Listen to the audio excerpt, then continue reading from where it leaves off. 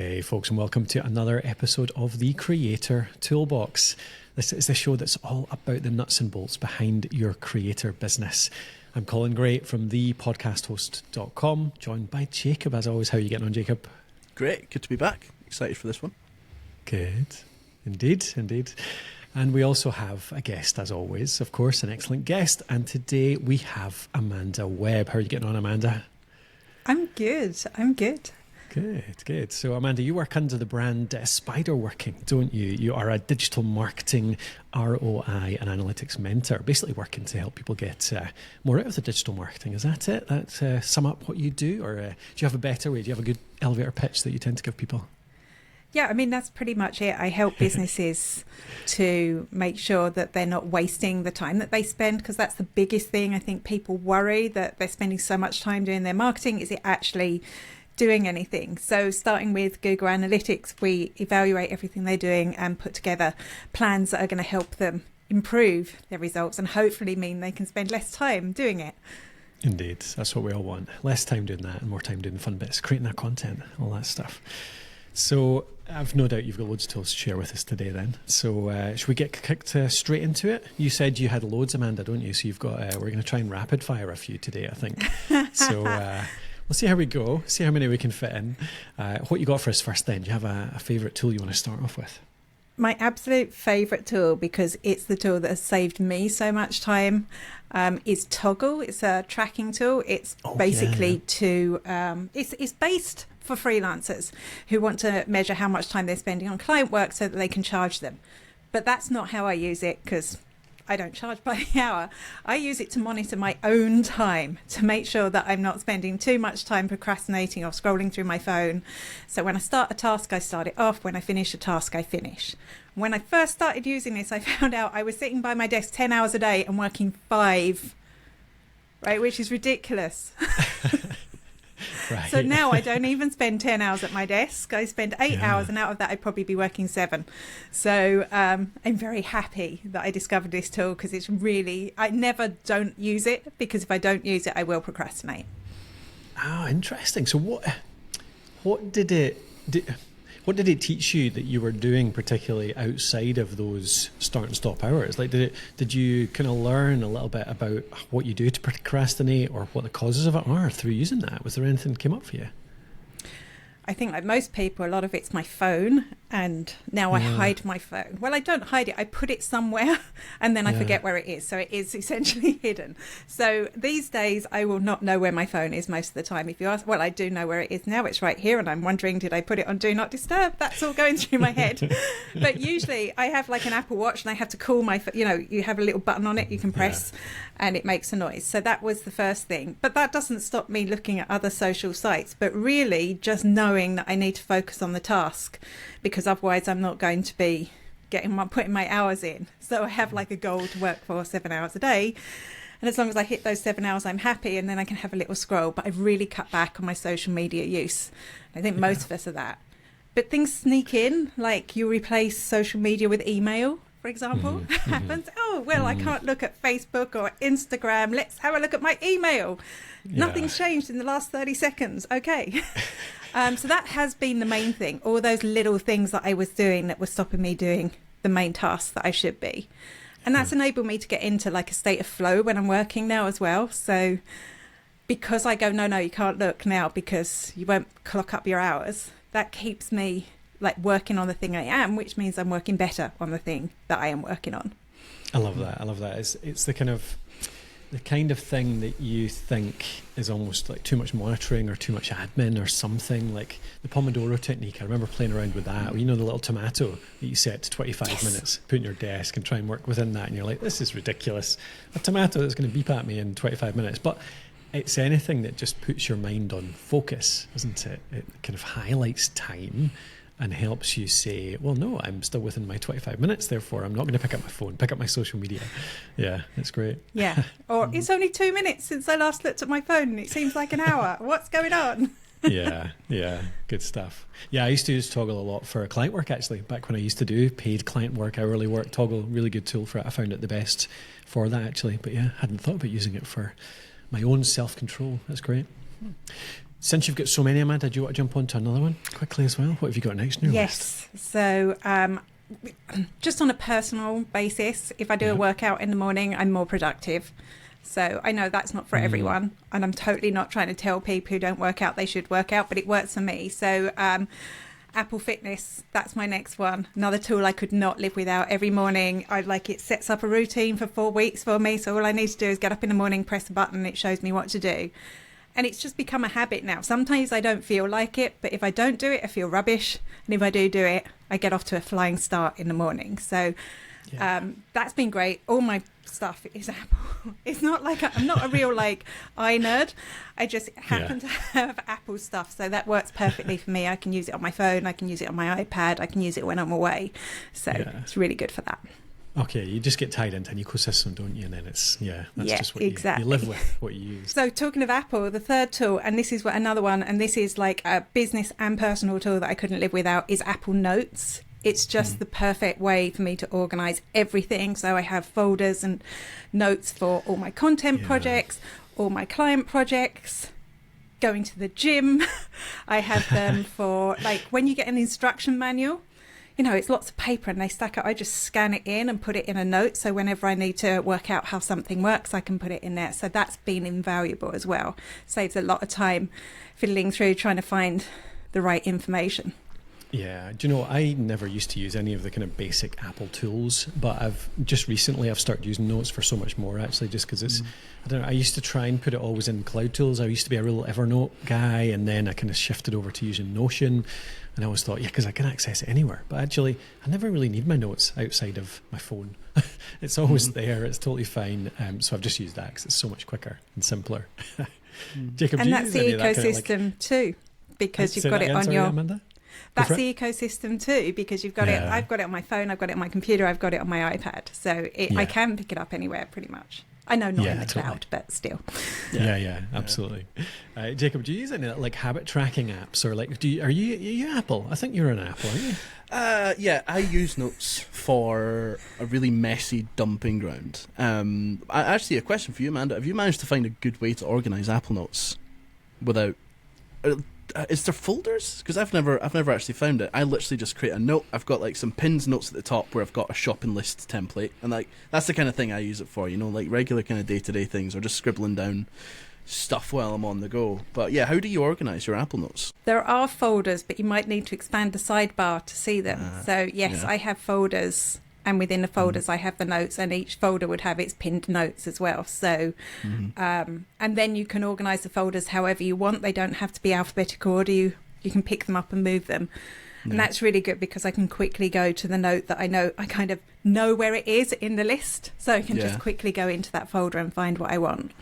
Do you have a sort of structure? But they hide it. From, like if you've got different projects and stuff. I wish I could be more organised. Yeah. So I have, for client work I do. So for client work they will have their own folder with their own notes within the folder. And yes, I'd have a checklist for if I get an analytics client, if I'm doing the work for them. I have an audit checklist that I work through, and I would copy that note into each of their folders. So that's there.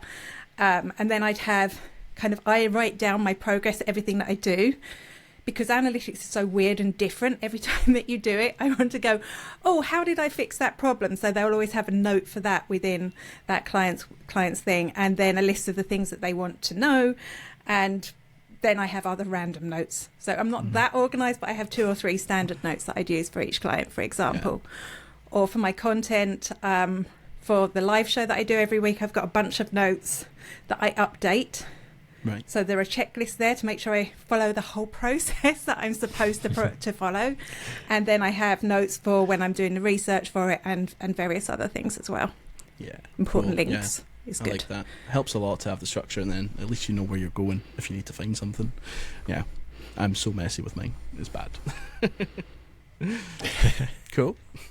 That's really cool. I did not know that there were folders in Apple Notes, so that's a game changer for me. I suspected there were, and I never went looking for them. Set that up straight after. It's going to change your life. Indeed, it absolutely is.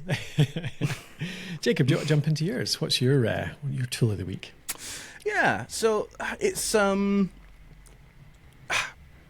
it's an idea of something that I'm working on at the moment. So I think with a lot of creator businesses, specifically ones that run a blog and or a newsletter, I think it might be a useful thought experiment for. Whenever you're running content, whenever you're creating content to try and sell products or services, there's a natural sort of life cycle. People will first visit your blog, or they'll first subscribe to your newsletter. And at the time that they do that, there's a more natural kind of sell or offer, and that might just be sign up to my newsletter, or it might be get this checklist, or whatever it is. So you're trying to kind of get them into your ecosystem, and then later on, once they're already part of your newsletter, there's a better offer, a different offer. Now, the way that most kind of blogs typically work, and indeed newsletters, is people will have they will just have a sort of subscribe to my newsletter pop up, or they'll have a form on there or something like that, and that's what we've been running a lot on our blog. And one of the things that I've been working on recently is moving away from just having a sort of static on this blog post we'll have a newsletter sign up form, to how can we show what's most relevant on an individual level. So what I've been doing with a couple of tools, on the blog side, I've been using a tool called OptinMonster, which is probably most known for sort of just pop-ups, exit-based pop-ups that will sort of try to detect when people are going to go off your site, and then bam, it will show you a pop-up, or ones that you can kind of put in line and all that kind of thing. But one of the really cool features with OptinMonster is that you can cookie a user when they convert on a form. So if they sign up to your newsletter, you can leave a cookie in their browser, and later on, if they visit the site again, you can then go and fetch that cookie and basically ask the question, have they already signed up for our newsletter? And if they have, then you can change the sort of offer that you're showing them. And I've just been experimenting with this on our site, and so far it's working really well. And there's much bigger tools that kind of do this, like HubSpot's a big one. One of their big things is their dynamic call to actions, and it's all tied into their CRM. But HubSpot's very, very expensive, and for most people it's just completely inaccessible, including us. It doesn't make sense for us. But yeah, I think it's something that more creators could think about, is how can I make the offer that I'm making people in different places, whether it's on a blog or in a newsletter, how can I personalize that on an individual level? And there's tools that will do it, and yeah, I've seen some good results out of it. On the email side, we use ConvertKit to send our emails, and we've started using their snippets, which let you I think they're really just meant to put in like a little bit of kind of canned text. You might have a call to action in there, you might have an offer in there that might say buy my book kind of thing, and you might drop that into either an email that you're sending someone, or you might like a kind of one-off broadcast email, or you might put it into a sequence of emails. The way that we're using it is we've created one snippet, which is a small offer, so it's something short that I know I can put where I don't have a lot of space. I don't want it to be the main point of the email. And then in there's a little bit of it's called liquid syntax. It'll check to see, does this contact have this tag? And if they do have this tag, then show them this bit of text, and if not, show them that bit of text. And effectively what that means is, for people that haven't yet bought our book on how to start a podcast, we will show them that offer until they do. And then once they've bought the book, we will then show them an offer for something else, for a course, for a sort of upgrade. And yeah, I think I've just been kind of, I don't know, quite self-satisfied with how it's worked out. It was a bit of an idea and a bit of a mission to get there, but it's worked out really nicely, and those two tools do let you do it quite nicely. So those are my tools of the week. But also just the idea, try and be more life cycle aware with the people that you're bringing into your database. Love that. Yeah. It's really it is very satisfying. It's a good word for it, to know that people are actually getting something that's relevant to the stage they're at with us. As in, if they've come in and they've read a few things and they've bought something small, then actually they don't get shown that again. We've always had that where you just kind of blunt force showing them adverts for everything and anything just to see what they'll bite at. But it's lovely being able to actually give people personalised, not just for our own benefit, which is obviously nice, but for their benefit. They don't want to see the same old thing every single time. They want to see something that's actually relevant to them. So it's giving a better user experience to our readers and our listeners and stuff as well, isn't it? So that's really cool. Alrighty, have you got another one, Amanda? I'm going to squeeze in another one since you've... Go for it. Unlimited. Hit us with another. We could just spend the whole time talking through my tools. So I gave you a few of my productivity tools, but really analytics is my bag. Google Analytics is what I spend all day, most days doing. So I thought I'd talk about some of the tools that you can use with your analytics. Good. And one that I think a lot of people will find useful, and actually this might be used, you may be using something like this already, but I think it'll work really well with what you're talking about, is Microsoft Clarity, which is basically a heat mapping tool. So you might be using Hotjar or something like that. It's free. So that's a real bonus of using Clarity. It's really easy to install either directly with whatever web platform you're using or with Tag Manager. So it's literally a few clicks and it's installed on your site. And what it does is it records user sessions. So you can see how people are using your website. And it's kind of shocking. So when I first started using this and saw what people were doing, I was like, no, don't go to that page. It's not finished. Or don't click that button. So it really scares you into making sure you're making all those user experience updates to your website really fast. So I think I was obsessed with a week. I was just looking at the relevant visitors that were coming to my site. So the people that were within my target market, looking at what they were doing and improving the experience for them. And it did supercharge that.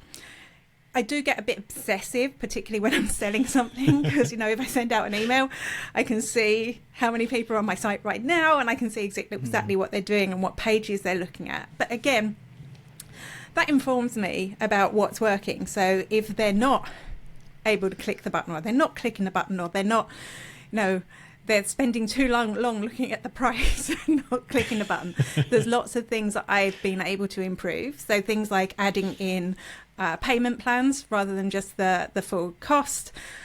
I mean, you have to make certain assumptions about why they're not doing things and test it. So I was like, why are they're here? This is the 10th time they visited the site. They always seem to be hovering over the price. What if I put a payment plan in here as well? And it worked. Instantly, I started getting sales because I put the payment plan in. So if it hadn't, I would have taken it back out again and tried something else.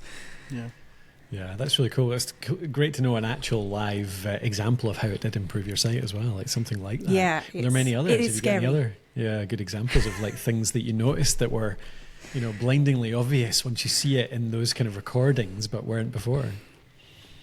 Yeah, other tools. So if you want to get a bit more geeky with your analytics, whenever I get a new client and I start looking, I use a tool called Analytics Debugger, which, if you search for that, it's a Chrome extension. It's a picture of a little duck, because there's a lot of debug tools out there. And basically this is added into your developer tools. So, if you go in to view your source, there's developer tools there. When you click in, what it does, it can tell you what, if they have analytics installed, if they have more than one Google Analytics installed, if they have Google Tag Manager there. And you can also navigate through the website and see which tags are firing to a certain extent, because obviously you can't see everything inside. So you're able to see, do they have conversion events set up? How is the site configured? And that gives me a really good idea before I get access to their analytics, where they are now and some of the problems that might arise from it. So anyone that's interested, even spying on your own analytics, but definitely on clients' analytics, it's a really cool tool. It took me ages, though, to work out how it worked, because everyone was saying it was great. And I kept clicking the little duck symbol in my Chrome browser and nothing happened. I didn't realise I had to go into the developer tools. So just if you've tried that before and go, it doesn't work, you have to go into the developer tools and find it there. But it's an amazing tool. Yeah, that's really cool. Is there anything in particular, any one most common mistake people are making with their analytics that hold them back from that? More than one version of their same analytics account installed so many times, and I can see it with that tool, because it will just show me page view every time I look at a page, and they've only got one analytics ID. So this happens a lot with WordPress because people have all the plugins, and maybe their developer put it on the site without a plugin, and then they've added a plugin, and the plugin says you want to add your analytics, and they do. So that is the biggest problem. It can be really disappointing for people as well, because it means basically their traffic is half of what they thought it was. So really disappointing, but I see it happen so often. It's so easy for it to happen. So definitely look for that one. If you're using the debug tool and you see when you visit one page that 2 page view events trigger, that's usually the problem. Interesting. Yes. Yeah. Jacob, you do most of the work with our analytics, don't you, these days? Is there, does that tool sound useful to you? It actually does. That running on our site. I use, or historically I have used, I feel like recently it's changed though, just the Google's own tag manager tool. And that's kind of always what I use now. But I tend to just run everything through tag manager anyway. All of our tracking stuff keeps it all in one place, and it means I only need to kind of look there, and their debugging tool is pretty good, but it's I don't know, I feel like it changed recently. I felt like I used to just be able to click on the icon in Chrome and it would tell me the page view events and all that kind of stuff, and now it doesn't. Now it makes me go to Tag Manager and open up a whole debug window, and it's just like, why break a good thing? Maybe I'm wrong though, I don't know. Have you noticed that change? Everything changed when Google Analytics changed. Yeah.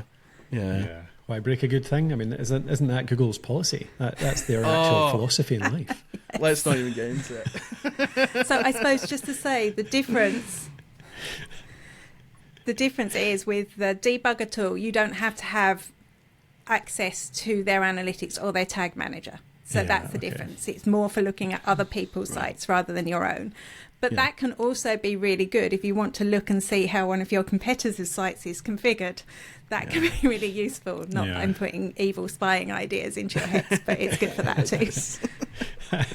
Nice. Yeah. Cool. All right. That's a nice one. That's a good one. Have you got, how many more analytics ones have you got? Tag Assist. Yes, Tag Assist Companion. Oh, hang on. I'm just going to have to look because I've got 2 there. And I think Tag Assist Companion was the one that you were talking about. Yes, the one that you click it. And it used to, now it opens up a Tag Manager window. And even if you haven't got Tag Manager installed, which is really confusing.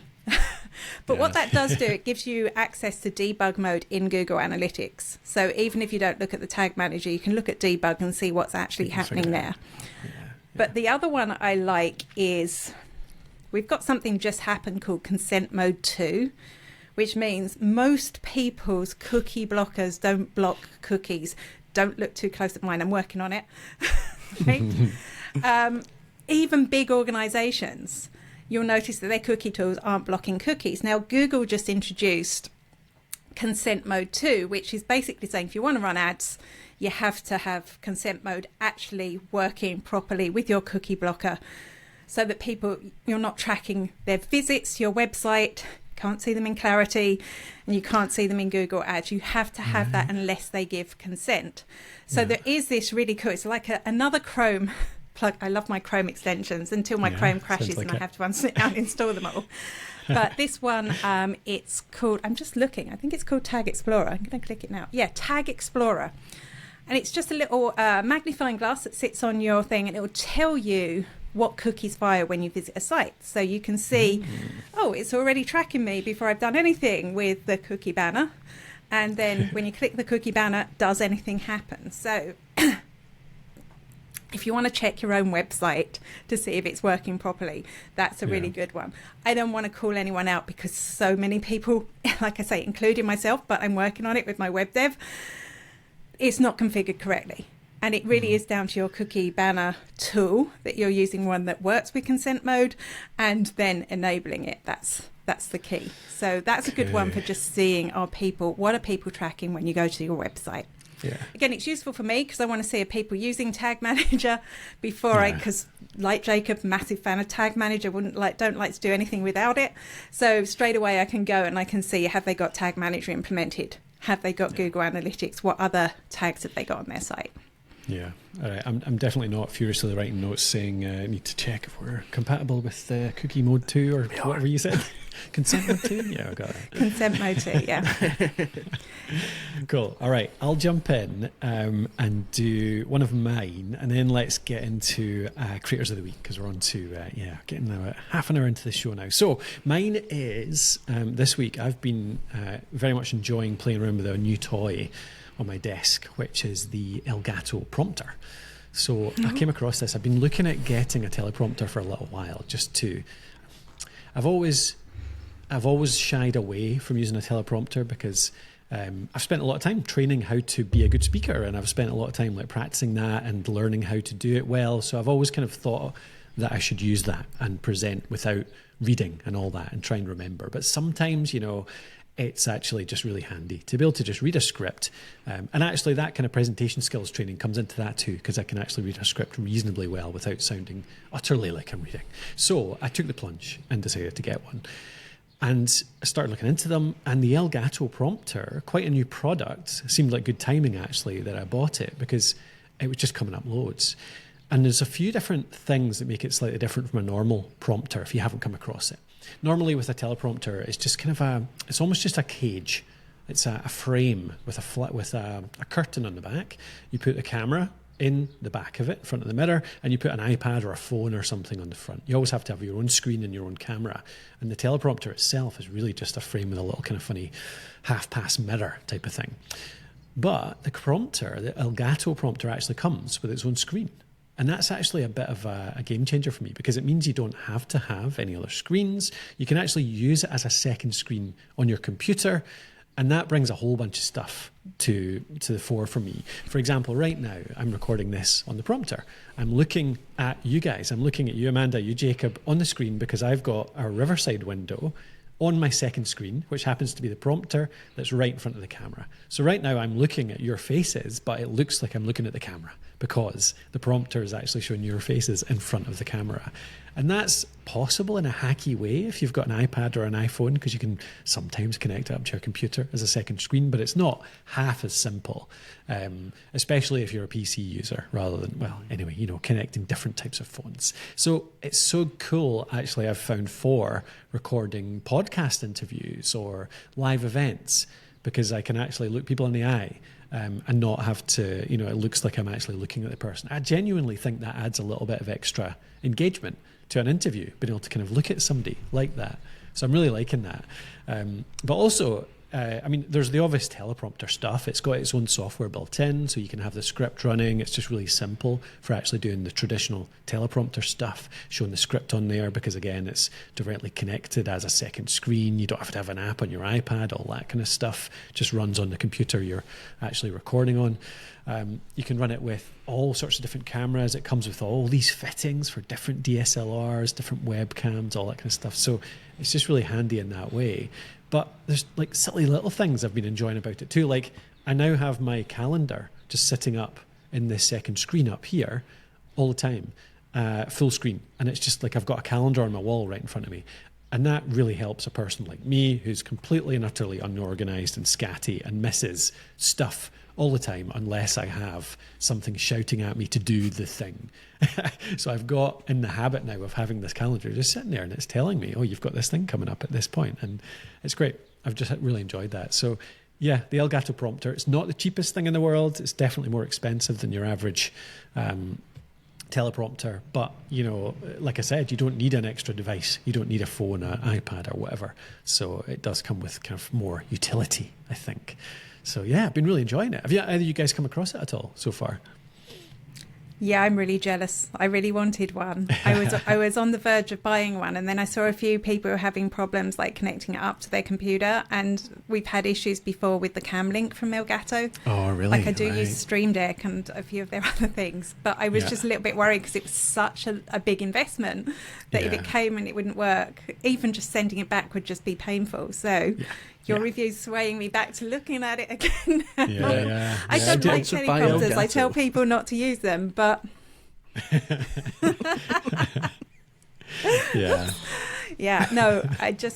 I really want one. And I don't like teleprompters. I tell people not to use them, but you're right. Sometimes when I'm recording a specific thing that needs to be word perfect. That's when it would come in useful. Like particularly like training videos where I have to say exactly the right words. That would be really useful. And I'm doing a few of those, and you have to be very concise and clear, and I can't just put my normal bounciness into it. It would just improve that.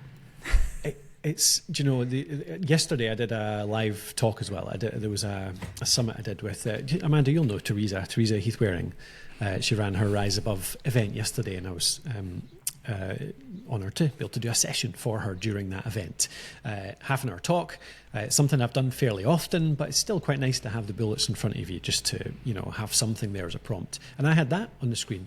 It wasn't word for word script. It was just the bullets and the slides as well alongside it. And I could just really nicely, easily glance through the bullets, look at the slides, all on the screen that the camera is behind, and therefore I was always engaging with the screen the audience was looking at. It just felt really like this is a really good tool. And to me, actually, I know what you mean, Amanda. Some of these things they can have niggles, but this has worked perfectly for me so far. Actually, connected immediately when I plugged it in, so I have absolutely no complaints so far. Have you spotted it before, Jacob, as well? No, first time I spotted it, and I was going to ask you about it today, was on your Instagram story. So that's the first time I've ever heard about it. What was the damage, right? I'm hearing lots of money. What was the damage? Yes, I've not said that yet, have I? What was it again? I think it was, I can't even remember now. It was like $299, I think. So definitely not a cheap purchase. Yeah. It's a bit of an investment, potentially a bit of a luxury for most people.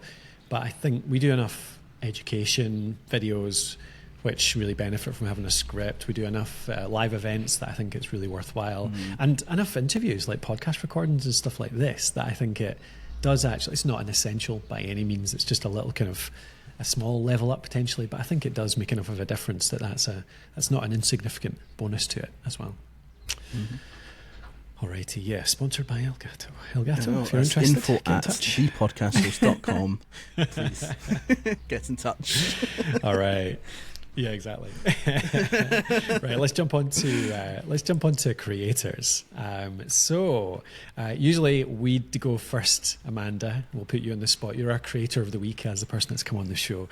Jacob, you've got a few good questions here. Do you want to jump into it? Go for it. Ask Amanda a few. Well, I'm really excited to have someone here who actually knows really what they're talking about in analytics. Because I think most of us are just making it up as we go along to a point. This is not a consultancy session, Jacob. I know. Right, it's a simple question, right? Am I just bad/lazy, or is GA4 rubbish? Okay, neither of those two things. GA4 is amazing, and I absolutely love it. But I have been using it non-stop. I stopped using Universal Analytics because otherwise I was never going to learn how to use it. So probably 2 years since I looked at Universal Analytics. So I think the problem is it doesn't have those lovely pre-made reports that you had. Like basically in Universal Analytics, it had everything. You could click in, you'd get a social report like that. You'd get any report you wanted. But it was horribly complicated because they kept bolting bits on. So there were like 200 reports in the sidebar to look at. And it was just like, I don't know what half of these do and I don't care. I just want to look at this one. With Google Analytics, you customize it yourself, or Google Analytics 4, you customize it yourself. So you have to decide what information it is that you want and create your own reports, your own explorations to see that. But once you've done that, that's the work done. It's busy kind of collating everything together, and you can just click into those. You can even personalize your sidebar and have just the reports you want to see there. So you can get rid of all the mess and just have the information you want. So it's horrible because it's not off the shelf, but actually you get a lot more out of it because you can customize so much. The thing I miss, though, I think, and I won't moan about it for too long, is I miss knowing that I can go into analytics and find data that has already been recorded. I know that I can have a question come to my mind, and I know that like somewhere or another I can get some sort of answer to it. But the thing that I keep running into with GA4 is I have to create a new dimension to track things that are actually useful to me. I don't know. I need to spend more time with it. I know there needs to be more setup done up front, but I miss just being able to ask questions. I mean, you can. There's a lot of stuff that is actually there. So that was the first thing I did. I started thinking, right, what do I want this to tell me? And then I was able to see that information, but only because I went and looked, like I say, I spent a long time getting to know how it worked and where everything was. I think something else is the language is very confusing because they've added all these things in. Like you go in and it's saying default channel group, and now they've got first user default channel group. And it's like, what even is that? What does that mean? So they put in all these new bits of language. Yeah. That was the hardest bit for me because I want a social report. Okay, so they don't have a standalone social report. How do I create a social report? And you put in social and it's like, is that platform social? Is it user social? Is it, and then is it your default channel group or is it your medium or is it, and that's, I think that's your head wreck to start with. Yeah. You will learn to love it. I'm guarantee. If you start looking at it regularly, you will go, oh, actually, this is way better. This is way better than the way it used to be. Okay, but I do feel your pain because honestly, when I first started, that's why I had to just abandon. I mean, you don't have a choice anymore, but I just had to abandon Universal Analytics and go, I need to understand this. And I need to just keep working on it until I do. Yeah. But I just love that you can you're right about the dimensions. That's kind of annoying because I set up a report the other day for a client and forgot to add the video title and video URL dimension to their video tag. And that meant I can't see anything before the moment that I set up those dimensions into the tag itself. So that can be frustrating, but, you need an expert like me to configure it, and then everything is really good. Nice play. Smooth. And Tag Manager, the fact that you use Tag Manager, but the fact that you use Tag Manager, you're already way ahead of most of the people that I work with. So, you'll get there. Good. I'm glad. I need the hope. Yeah. One more question, and then I'll pass back to Colin. Maybe a bit of a cliche, but if you had to start a new creator business today, wipe the slate clean, no following, no nothing, what would you start? And more importantly, I think, how would you get your first 10 customers as things stand today? I feel that even though I've been in this business for almost 15 years, I did just start like really focusing on analytics in the last 2 years. So I feel like I started a new business. But that is the thing I struggle with. What platform do I promote this on? How do I promote that? So if I was starting from scratch with no followers, it'd be much harder because I'm selling to the same people I've already sold to. I'm selling them something new. But I would start on LinkedIn right now because LinkedIn is currently in March 2024 the absolute best place to meet potential customers. So it's a really good place to test ideas, to get into conversations, to find people who are experts in your area so that you can learn from them. You can get into direct messages with people and really get to know them better. It is really, for me, the top platform. But apart from that, and weirdly, because I hardly ever use it, Instagram. The reason I say that is almost every single client that I work with, when we do, they want to prove Instagram is working. And 99% of the time, we find out it is working way beyond what we expected it to, both on customers and revenue. I think the time where tutorials were the thing is kind of past. I mean, tutorial videos do really well, but the ones where people want to hire you is when they can see your personality. So I think that's why Instagram works. And going live, even though my live show is about social media and digital marketing news, it's still where people get to know me, and it's people that have seen that show that tend to hire me, or people that have hired me once keep watching the show and hire me again. So I think having your personal brand in the forefront would be the way to get your first 10 customers. Nice, great answer. That's cool to hear. Yeah. We've been playing with LinkedIn a bit more as well recently, and me in particular, but just to try and build a bit of a brand more for the business. But yeah, it's tough. I just don't get on with social media very well in general. I need a really kind of solid goal around it. But certainly that's been more pleasant to interact with than Facebook or Twitter, I've found in the past. But you mentioned Twitter broadcast there. I was interested to see that. Tell me about that. Like, what you're broadcasting on Twitter, but I think you're also broadcasting on LinkedIn too. How is that working for you? So my live show is Yep. everywhere that I can put it, apart from yeah. Instagram, because Instagram Okay. has to be vertical, and Yep. my tool will do that. It's just I have like things that come up on the screen. It just doesn't work. So yeah, YouTube, Twitter, LinkedIn, Facebook, on 2 different places, on Facebook on my profile and my page.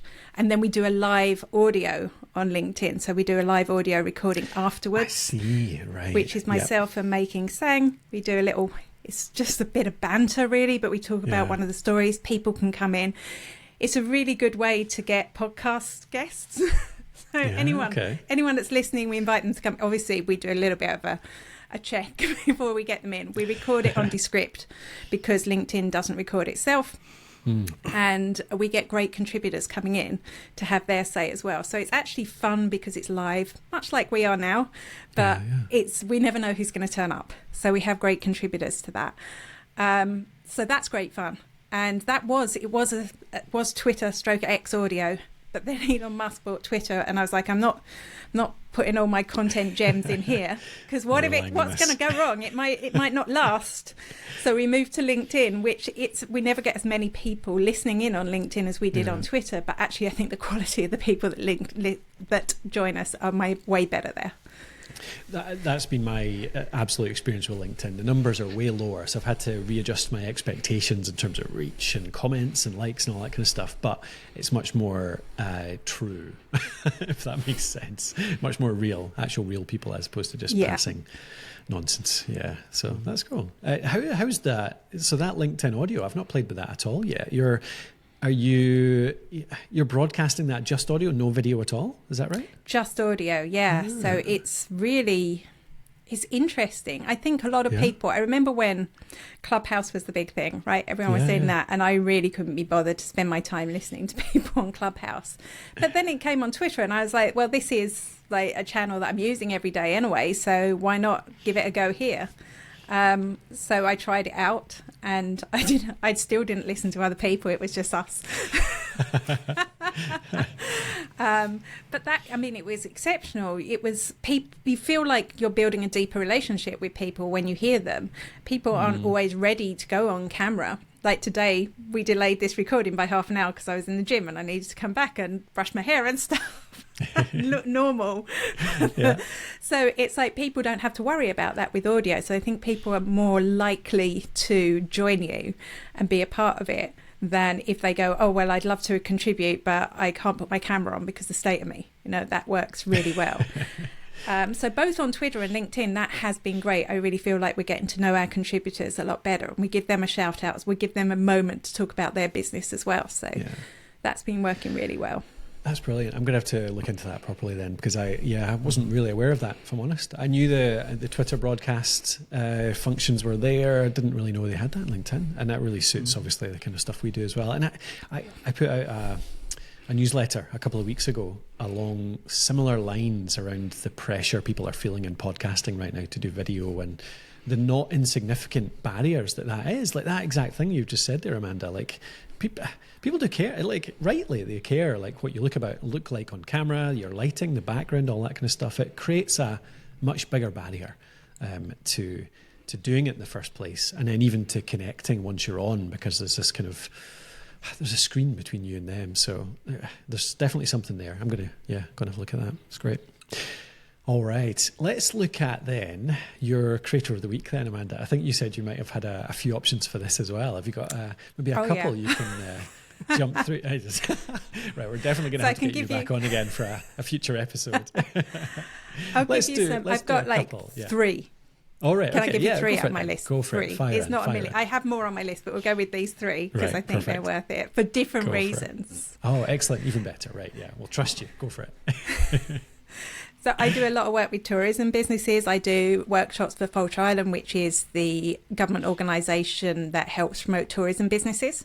So I've been doing workshops for them for pretty much as long as I've had my business. So I'm always looking for examples in that area. And there is a family-owned hotel in, the name of the county has gone out of my head, called the Woodstock Hotel in Ireland.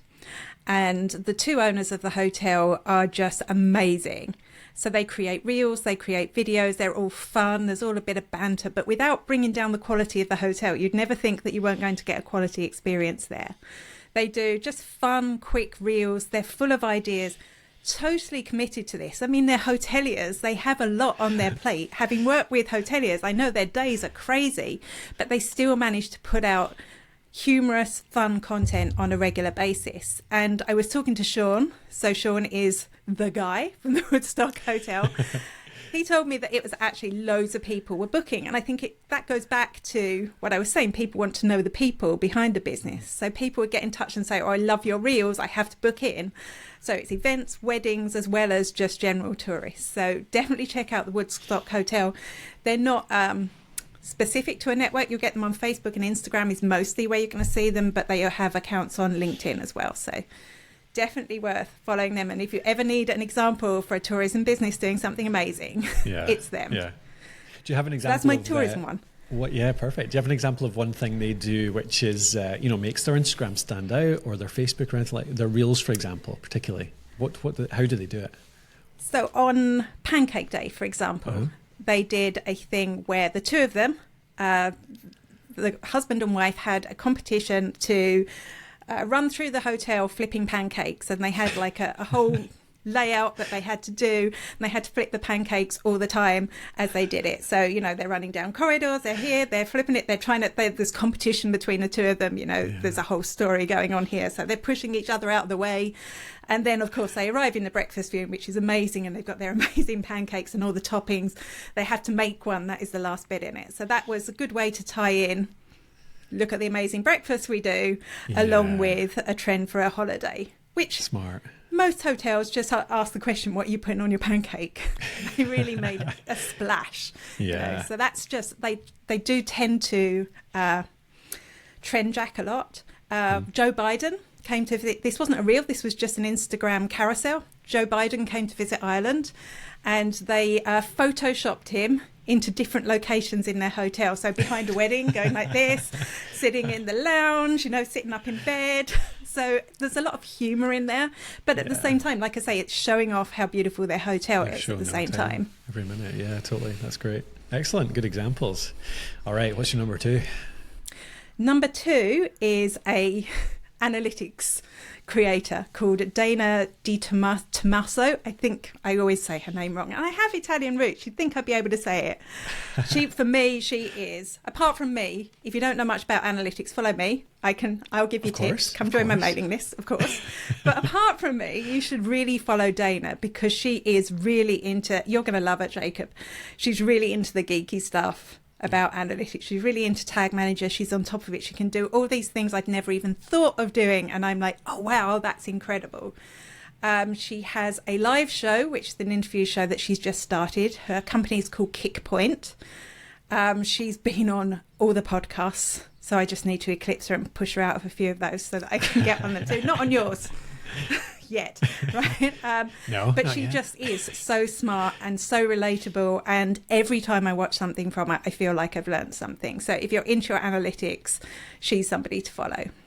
Great. I mean, if you can make analytics interesting and fun, and she's doing well. So good stuff. And you too, of course, Amanda. Yeah. She's on LinkedIn is where you'll find her. So check for her on LinkedIn. Yeah, we're going to have a look. All right, excellent. Number three. Number three is, I talked about my fitness obsession earlier, Sean Casey Fitness on Instagram. He's based in Northern Ireland, and he's just hilarious. He just makes me laugh. He's like a no-nonsense fitness instructor, and it's not the fitness I'm really into. So he's like, that whole thing about not drinking diet drinks came out a while ago because, if you drank a swimming pool worth of diet drinks, you could get sick. So he did a whole video about that, about how much better it was to drink this than it was to drink sugary Coke. He talks about eating bread. He did a 30-day Reels challenge, or was it stories, where he went on a sandwich diet. Because his whole thing is you can eat bread, just don't eat too much bread. Just don't eat over your calories. So every day, 3 meals a day, he had sandwiches. That's all he ate. Smart man. Which to me, that was just hugely entertaining, because you want somebody who's not telling you, you can't do this, you can't do that. You know, doesn't everyone love bread, really? I want to eat it sometimes. So I just loved that he did that, and he lost weight doing it as well. So nice. Yeah. Very That's smart. Cool. That sounds good. Yeah, that's for good examples from very different industries. So I would just always learn so much from finding people that other people engage with. You know, it's just somebody that you've resonated with, and because it's quite hard to, you know, sometimes you get into your own little silos of content. I find there's people that you follow, and you don't really go outside of that too much. Or certainly I find that. So yeah, great to get these recommendations. All right, any additions to that, Jacob, before we close it out? No. Perfect. I meant to say questions, really, but I did say, come on, yeah. Right, okay. Thank you very much, Amanda. It's been a great episode. We've got so many tools. You've packed in more than anyone has before, so but it sounds like you've even got a ton more to go. So we'll have to get you on again sometime. Perfect. Okay, thank you for joining us on the Creator Toolbox. I've been Colin Gray from thepodcasthost.com. If you do want to learn how to start your own podcast, go over to thepodcasthost.com/start, and that's our huge guide to getting started. And for all the other stages, you can search in the search bar at the top, find anything you need around podcasting. Thanks very much for joining us, and we'll see you on a future episode. Oh, don't worry. No.